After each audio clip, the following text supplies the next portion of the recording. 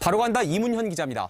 최고 속도 시속 70km, 차만큼 빠른 속도로 7명의 선수가 전력 질주하는 사이클 경기, 경륜.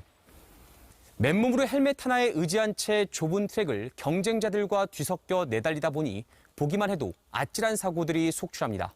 매년 평균 170건 사고가 나는데요. 그런데 이렇게 다치면 선수들에겐 재활과 치료보다 더 큰 문제가 있다고 합니다. 어떤 사연인지 바로 가보겠습니다. 마지막 바퀴를 알리는 종소리. 선수들이 속도를 높이면서 아슬아슬하게 거리를 좁힙니다. 파란색 4번 선수가 3위로 달리던 2번 선수 안쪽을 파고들면서 두 선수가 슬쩍 부딪히더니 2번 선수가 트랙에 나든 겁니다. 경기가 끝나고도 좀처럼 일어서지 못합니다. 지난 2017년 두 번의 낙차 사고를 당한 경륜 선수 류재은 씨. 5개월 동안 자전거를 못타며 수입이 끊겼고 이후 자연스럽게 투잡을 뛰게 됐습니다. 대리운전도 하고 공기청정기 필터도 갈고 지금은 조명 인테리어 쪽에 일을 하고 있는데요. 인간이 낼 수 있는 최고 속도로 달린다는 경륜 경기. 큰 사고도 빈번하게 일어납니다. 6명의 선수가 낙차를 하면서 하수용 선수도 8년 전 어깨뼈가 부서졌습니다. 그때 여기 어깨 관절 구에 있는 뼈가 조각이 나면서 골절이랑 그러니까 인대 부상까지 왔었던 상황이었어요. 주 3일 매년 150일가량 경기가 열렸는데 사고가 약 170건. 경기 날마다 최소한 1명 이상 다친 겁니다. 그래서 자전거 핸들을 놓게 된 경륜 선수들이 가장 쉽게 찾는 일이 대리운전입니다.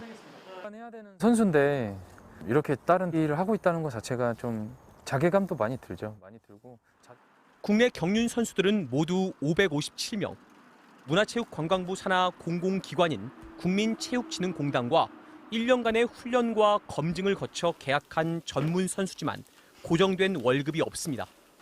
경기를 뛰면 출전 수당과 상금 수당을 받지만 다쳐서 못 뛰면 수입은 0원입니다. 법적으로 공단 소속 근로자가 아니다 보니 산업재해도 인정받지 못합니다.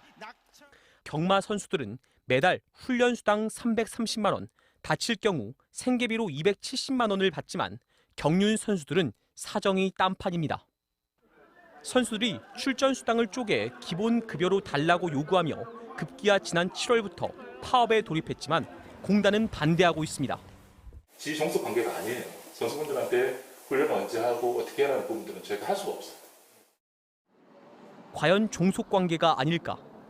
선수들은 금, 토, 일 경륜 경기를 뛰기 위해 목요일부터 일요일까지 4일 동안 경륜장 내부 숙소에서 합숙합니다.